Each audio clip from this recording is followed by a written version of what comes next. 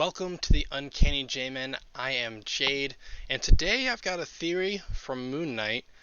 The series just wrapped up its first season a couple of weeks ago, and I was rewatching it for, the umpteenth time, and noticed something in the after credits of every episode that I didn't notice before. I want to talk to you about it today. So, what did I see in the after credits? Well, we were introduced in the last episode of the last, like the after credits, like what Marvel likes to do all the time.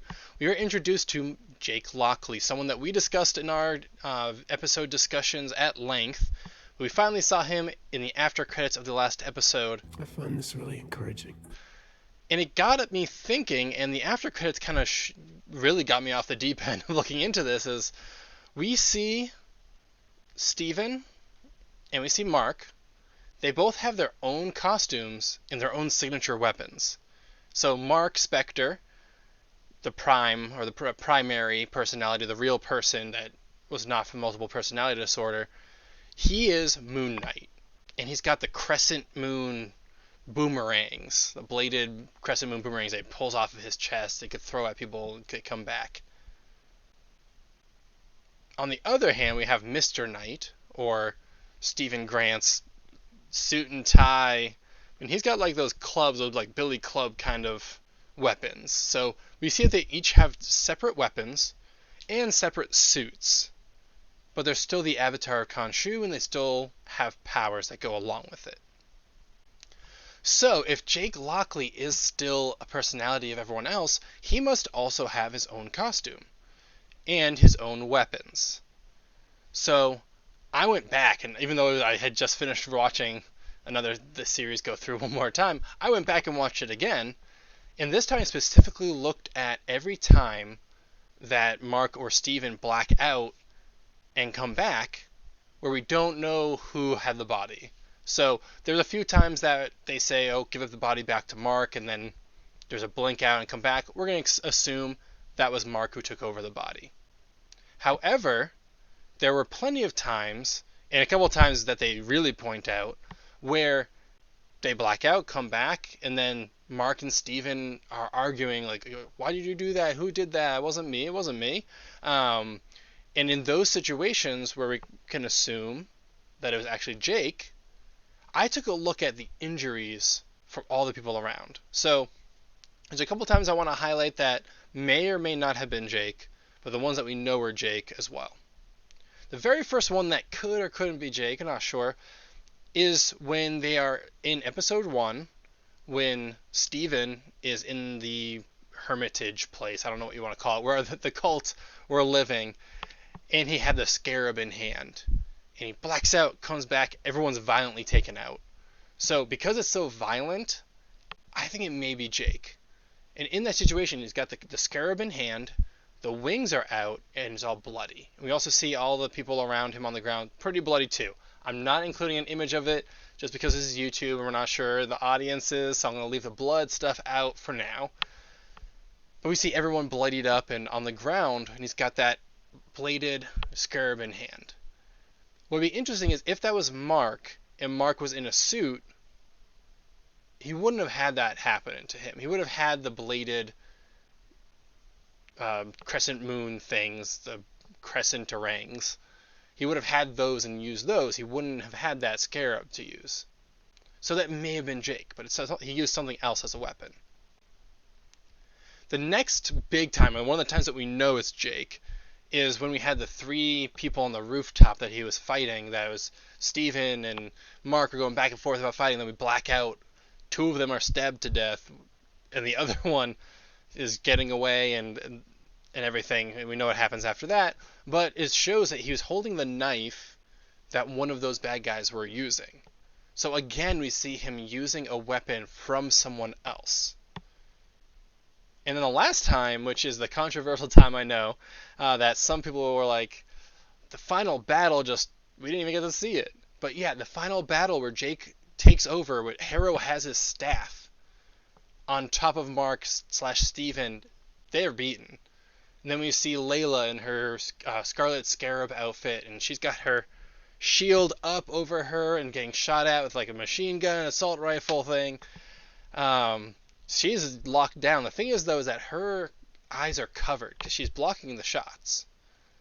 We go, like, he blacks out, comes back, everyone's down. Not just Harrow, and he's got Harrow's, like, the axe top of the staff on Harrow, but also everyone, all the other people around, even people for quite some distance around.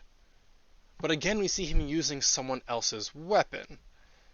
So you might be saying, okay, he keeps using other people's weapons. That doesn't mean he has a weapon. What's his weapon? And I think that kind of cues you into what kind of weapon he does have.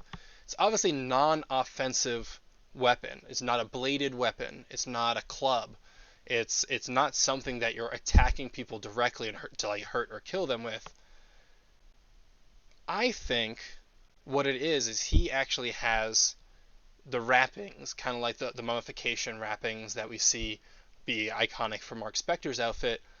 I feel like his costume is tattered of wraps, almost like maybe like a cloak or a cape or something like that he can then throw out to grapple onto people, and that's how he takes them out, and why he also uses other people's blades and weapons against them, or other actual weapons in hand. So he'll like take that rope, I'm going to call it like a rope bandage, the rope bandage, and fling it out really far and grab someone, pull them to the ground. We see head wounds on people. All the people are knocked out in the final scene. So there's no stabs, there's no gunshot wounds, there's nothing to say that they were beaten with like a club or a blade or anything like that. They're just on the ground knocked out. So a weapon like that, which would make sense for a mummified character, reaches out, shoots out, grabs someone, slams them to the ground. He's got range with that. We also see the wounds are not bladed, not clubs, so that would make sense too. It also allows him to grapple and grab weapons from other people more easily.